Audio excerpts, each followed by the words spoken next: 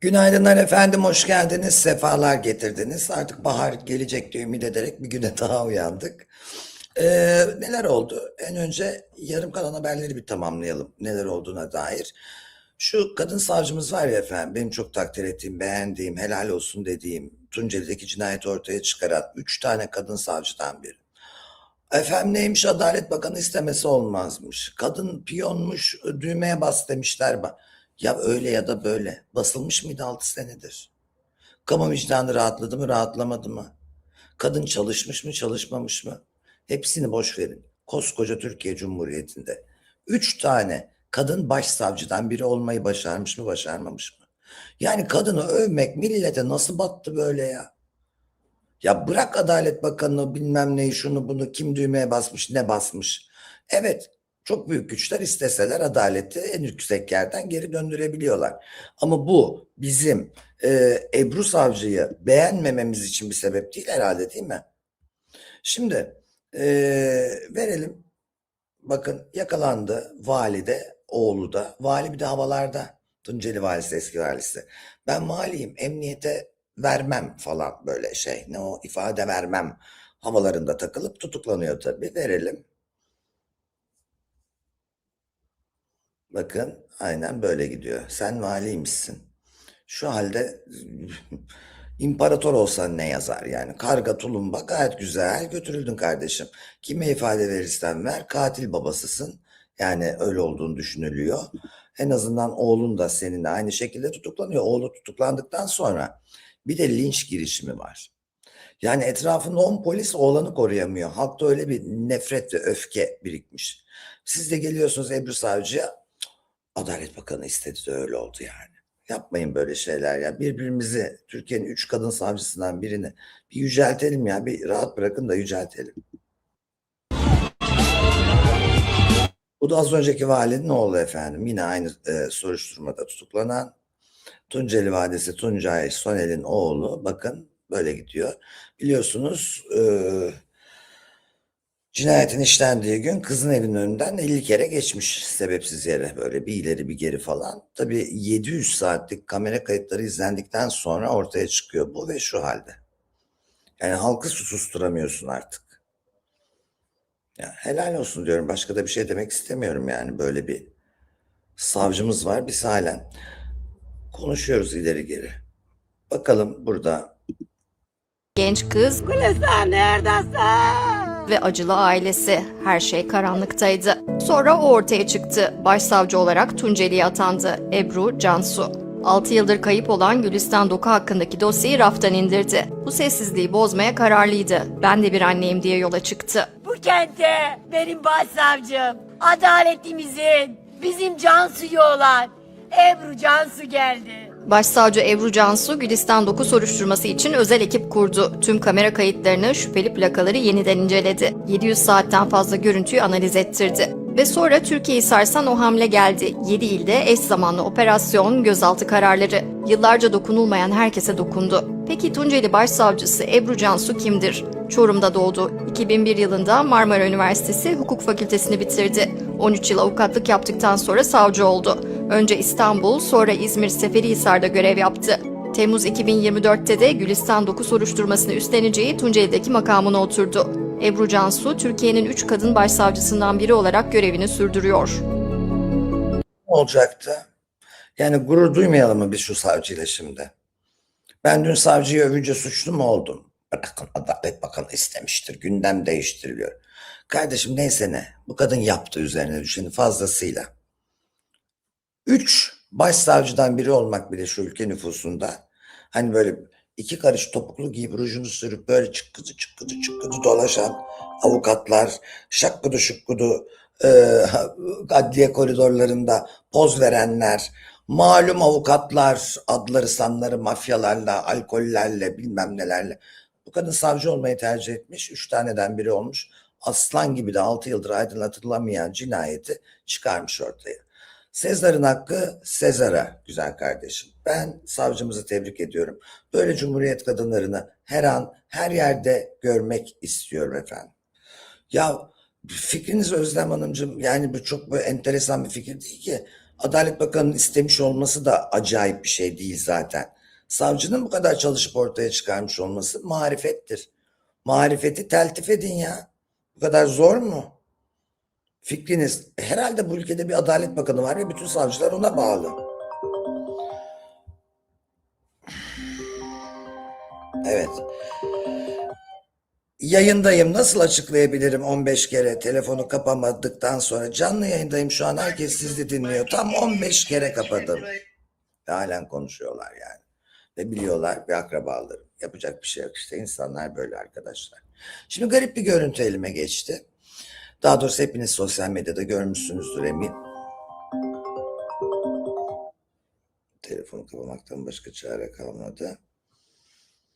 Evet, bu görüntüde bu arkadaşlar katil, yani cani, insan ziyanı, çocuk, kendini bulamamış, yaşam formu, artık ne diyeyim bilmiyorum.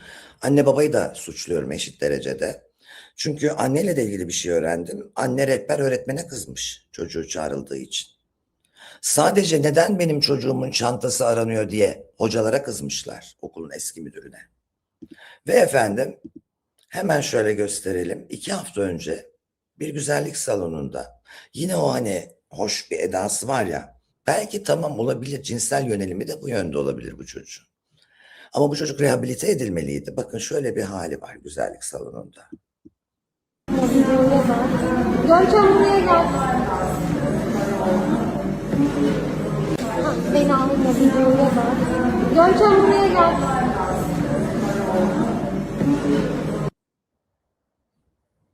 Bakın tekrar verelim. Beni alma videoya bak. Görkem buraya gel. Beni alma videoya bak. Görkem buraya gel.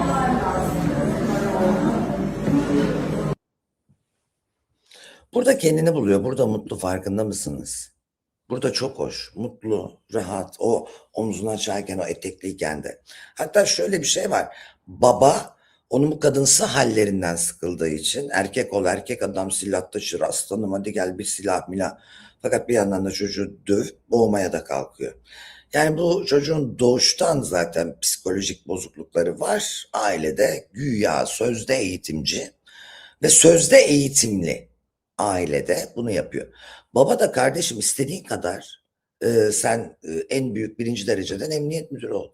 7 silah nedir yahu evde? Evde 7 silahı var, çocuk 5'ini alıyor. Ne yapıyorsun eve sen ya? Ne kuruyorsun evde yani? Bu kadar evde ne var? Şimdi burada biri şöyle yazmış. Ayrıca sen de kabul ettin ki kadın ya da erkek savcı fark etmez, ucu valiye uzanan bir soruşturmayı birilerinin müsaadesi olmadan kimse yapamaz bugünkü Türkiye'de. Sen ne demek istiyorsun? Bir söyle, açıkla. Ha, savcıyı yerim, yaşasın bakanım mı demek istiyorsun? Derdin ne? Şu Türkçeni bir düzelt önce. Benle de sen diye konuşma. Adam gibi olun. Varoşlar gelmesin, her zaman söylediğim gibi. Ha, Sezar'ın hakkını herhalde, yani herhalde Adalet Bakanı var bu ülkede. Herhalde Adalet Bakanı hayır dedim mi hayır olur. Ama ya bu savcının emeğini yok saymak mıdır ya? Bu cahil cahil yürüsün gitsin hadi. Biz burada bir şey yapmaya çalışıyoruz bilinçli olarak. Bir kadın savcı gelmiş. Türkiye'nin 3 başsavcısı olmayı başarmış. 3 başsavcısından biri kadın olarak Tunceli gibi bir yere gitmiş. Anlatabiliyor muyum? En böyle kaynar bir kazana gitmiş. Orada da ilk eylem olarak çözülemeyen bir cinayeti şlak diye çözmüş. İşin içinde büyük başlar var. İşin içinde belli ki mafyaya uzanan bağlantılar var. Kadın kendini ateşe atmış, kim vurdu diye gitmeyi göze almış.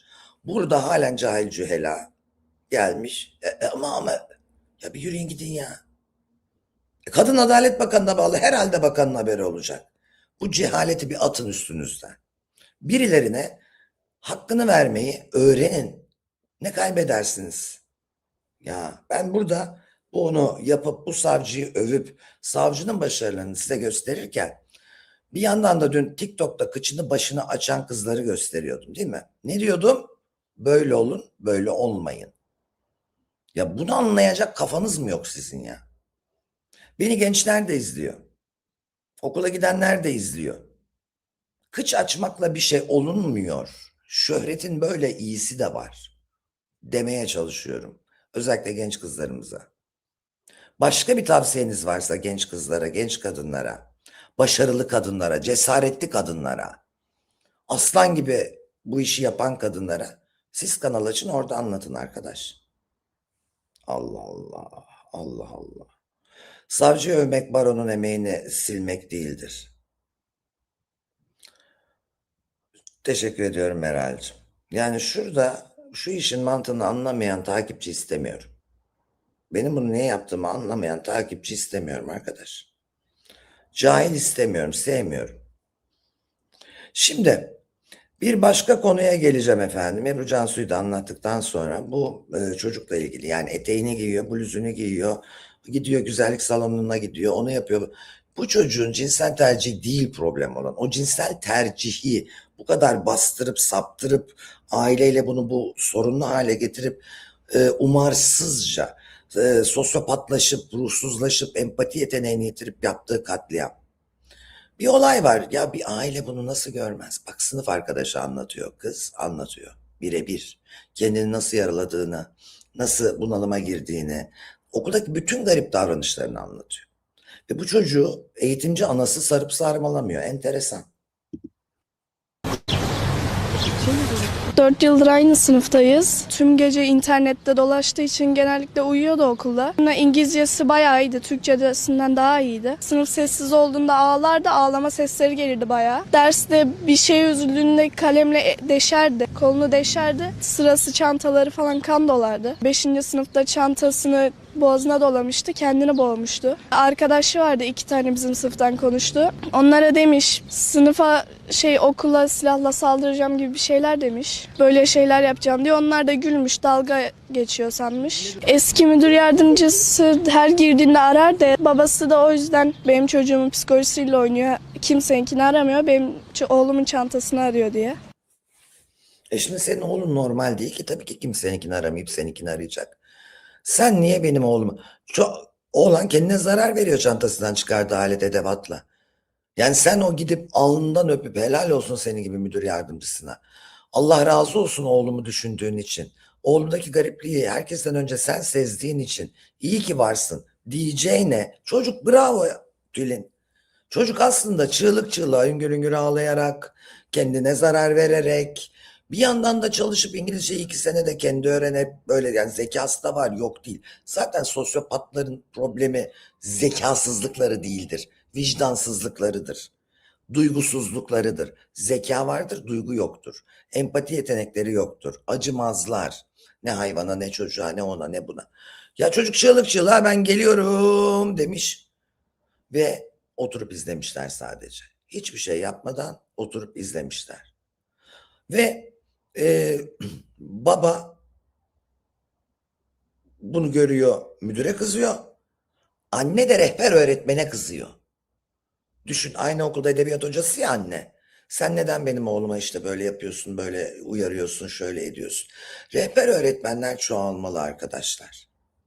Rehber öğretmenler çoğalmalı. Evet, anası bir kat üst katta tabii, annesi okulda. Ya annesinin, oğlunun, bak sınıf arkadaşı böyle konuşuyor.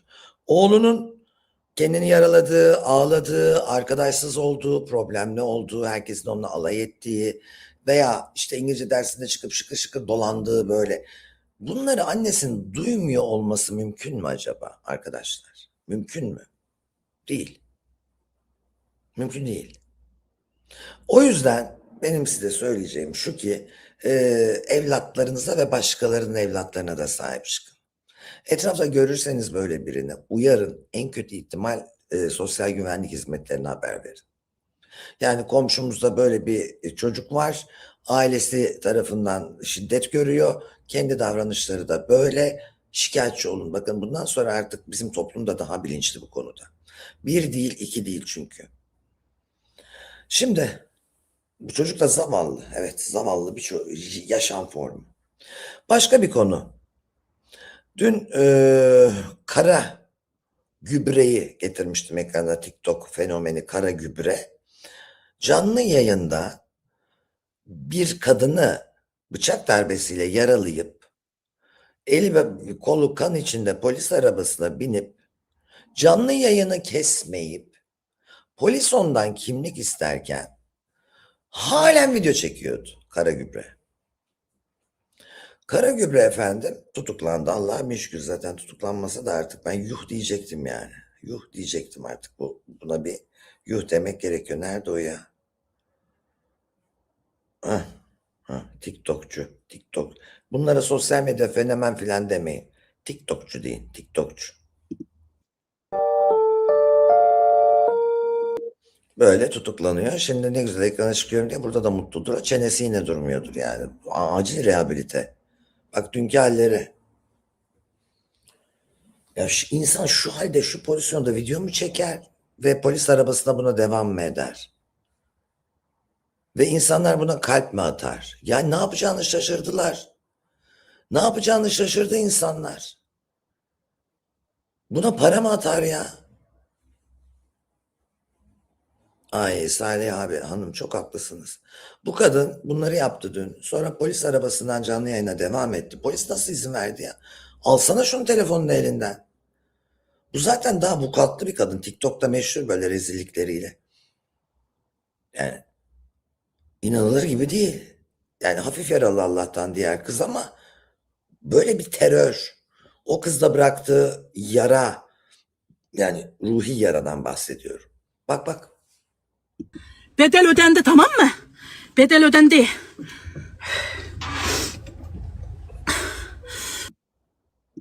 Hemen geçiyorum çünkü onu göstermek istemiyorum. Bu normal değil. Bu normal değil. Sen öğrenememişsin demek ki Adalet Bakanlığı diyemediniz. Adalet Bakanlığı niye diyemeyeyim Ayşe? Adalet Bakanlığı. Eleştirirken hemen direkt bakanlığı öne sürüyorsunuz. Polisler açığa alınmış değil mi, şeyi almadıkları için telefonu?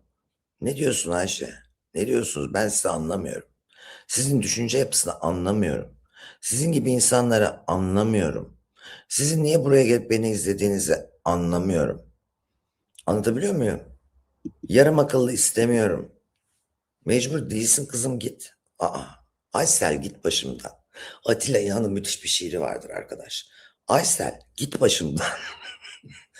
Çok sever böyle. Çok aşıktır Aysel'e. Aysel genç. Aysel'in hayatını mahvetmemek için Atilla İlhan'ın, ay nasıl da güzel kendi sesinden okur. Bu arada Atilla İlhan'la tanışıklığım da vardır. Müthiş bir adam. Atilla İlhan, ben çok çok genç bir kızken, TV8'de o zaman doğru düzgün bir kanalken, televizyon ve haber kanalı iken danışmandı. Bir gün beni çağırdı odasına. Ben de koşturuyorum. Gel bakayım kızım buraya dedi. Gittim. Sen çok güzel bir kızsın ama çok yalnız ve mutsuz gözüküyorsun. Niye bakayım, sen söyle dedi. Ben de o zaman Ankara'dan yeni göç etmişim İstanbul'a. Az arkadaşım var. Çok aşırı çalışıyorum. Geceleri haber spikerliği yapıyorum. Daha ana haber falan yok. Gündüzleri de böyle İngilizcem iyi olduğu için dış politika zirvelerine falan gidiyorum. Dedim işte güveneceğim kimse yok, tanıyacağım kimse yok, doğru düzgün kimse yok, bana göre kimse yok. Bak Atilla İlhan'a bunu diyorum. Baktı bana, dedi ki beyaz atlı prensi sakın bekleme. Bir tane beyaz at al. Bir tane de prens olabilecek kapasitede bir adam al. Adamı ata oturt, onu da prens sen yap dedi. O kadar mantıklıydı ki. Ve dedi aşkı yaşamak için aşık olmayı da bekleme. İçine sinen birini git tanı dedi. Yine çok mantıklıydı. Yani herkes böyle bir beyaz atlı prens bekler, bilmem ne bekler. Gelsin gelsin, gelmedi, bu kötü bu kötü bu kötü. Sonra baktın yaş 45. Olmuyor öyle işte. Beyaz ata prensini sen oturtturup ona prens gibi davranacaksın. O zaman beyaz atlı prensin oluyor. Bunu aşkın adamı Atilla İlhan'dan öğrenmiştim. Ve Aysel Git Başımdan şiirini tavsiye ediyorum. Mutlaka okuyun. Sevdiği kadına zarar vermemek için, genç bir kadının ömrünü kendi orta yaşlı olduğu için tüketmemek için Aysel Git Başımdan diye muhteşem bir şiir yazıyor Atilla İlhan. Harikadır kendisi. Allah gani gani rahmet eylesin eski dostumu. Şimdi aşktan girmişken aşktan devam edelim. Selahattin. Neydi çocuğun soyadı ya? Bu Kıskanmak dizisinin bize dayatılan yakışıklısı. Çocuk çok iyi oyuncu da kardeşim, yakışıklı makışıklı değil, yakışıklı.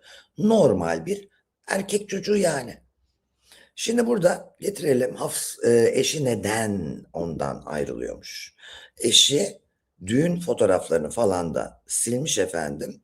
Ama asıl mesele Hafsanur Sancak Tutan'la mesajlaşmalarını yakalamış telefonda. Bu da kadınların ne makus kaderidir.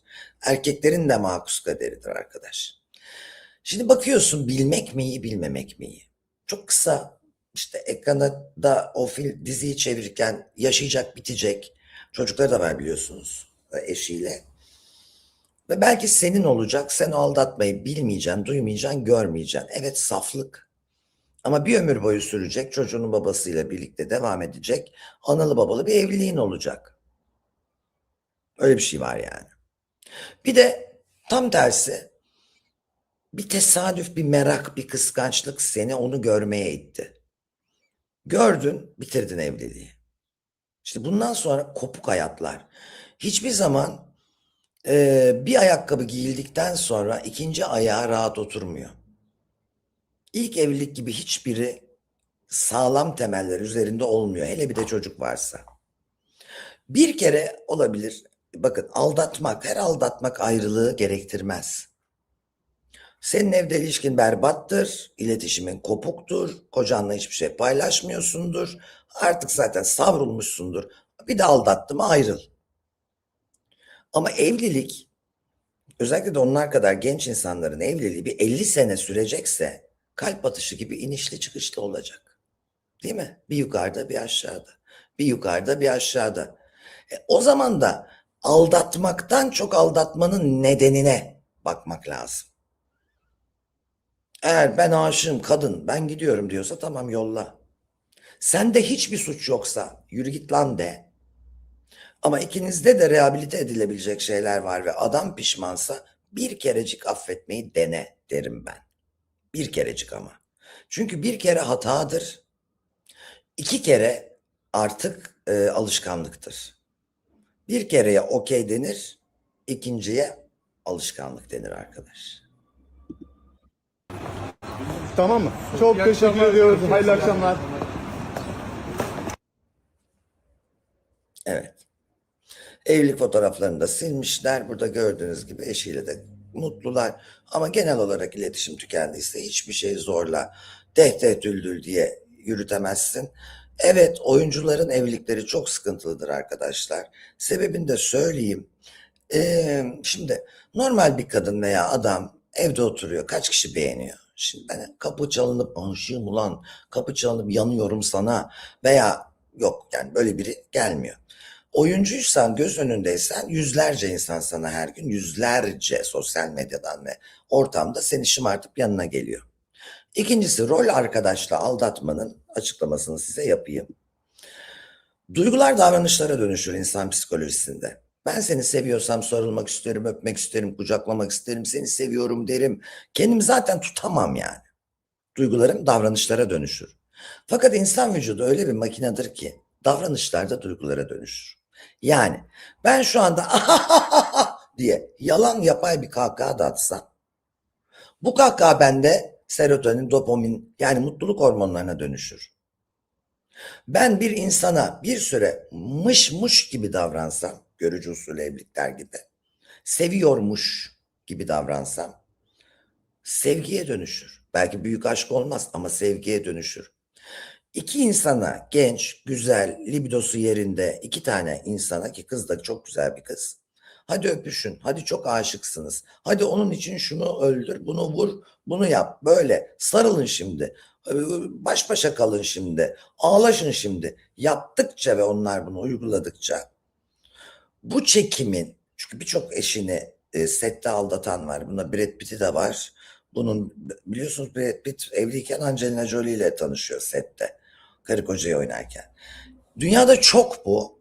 Çünkü davranış duyguya dönüşüyor. Çünkü bu beden bunu karıştırıyor. Sen karıştırmasan bile senin bedenin ne yapacağını şaşırıyor ve karıştırıyor. O yüzden bu ekran önünde gerçekleşen bir takım aşklar bu. Gerçek mi değil mi bilemeyiz. Bak Bergüzar Korel'le Halit Ergenç. Onlar da aynı şekilde Halit Ergenç evliyken tanıştı. Ama sağlam bir ilişkiymiş ki 3 çocuktan sonra bile halen el ele göz göze aşık, mutlu, zarif, güzel ve sağlam bir evlilik sürdürüyorlar. O zaman bunlar iyi ki boşanmış diyebilirsin. Belki ilk evliliğinde mutlu değildi. Çünkü ilk evliliğinde mutlu olan bir adam sadece bir arzu, geçici bir istek için evliliği yıkmaz. Ha burada niye iyi ki yıkmış diyorsun? Çok uzun süren, başarılı, 3 çocuklu bir evliliği oldu. Yani bazen de bitişler karlıdır insana. Belki ömür boyu ayrılmasaydı Bergüzar Koreliç mutsuz olacaktı. Kendine bir 30 sene mutluluk kazandırdı yani. Fena mı? O yüzden arkadaşlar bazen yani hiçbir şeyin tek bir formülü yok. Hayat kısa, kuşlar uçuyor. Güzel şeyler öğrenmek, güzel sohbetler etmek isterseniz eğer, ben her akşam saat 9'da başlayıp ucu sonsuz açık, çok değerli Ayon Kulübümüzün, bu sosyal, kültürel, Türkiye'nin her yanından, İngiltere'den, Amerika'dan, Fransa'dan, başka ülkelerinde olduğu her akşam Zoom toplantısı ama şehirlere göre de buluşmalar, turlar filan yaptığımız, bu tür konuşmaları konuştuğumuz ve sizleri konuşturduğumuz, en az birkaç tane psikoterapist, en az birkaç tane sosyolog, yani çok ciddi hocalarımızın, sohbeti tatlı insanların olduğu samimi bir grubumuz var. Bugün de bir şey öğreneyim, yazarlık, kitap kulübü, çeşitli, dün mesela annenin ve doğum anının bir insanın kişiliğindeki hangi duyguları ileri yaşlarda etkilediğini konuştuk.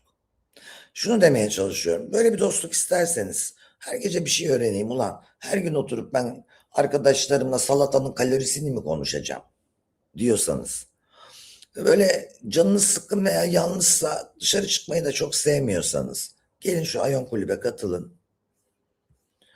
Güzel bir grup hakikaten. Burada çok zaten burada beni takip eden dostlarımdan oluşuyor. Yavaş yavaş da genişliyor. Ben kendim bizzat arıyorum. Şuradaki formu doldurun. Sohbet ediyoruz, tanışıyoruz. Ve ondan sonra her akşam birlikte oluyoruz. Çok zaman ve emek harcadığım bir grup bu.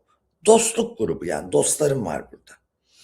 Siz de bu sohbetimi sevenleri buraya bekliyorum. Doğrusunu söylemek gerekirse. Kendinize çok çok iyi bakın. Aynı zamanda bu ana sayfada bir telefon numarası var. Oraya da yazıp veya arayabilirsiniz direkt. Ee, Yani vicdanlı olun demek istiyorum. Sevgi dolu olun demek istiyorum. Sezar'ın hakkını Sezar'a verin demek istiyorum.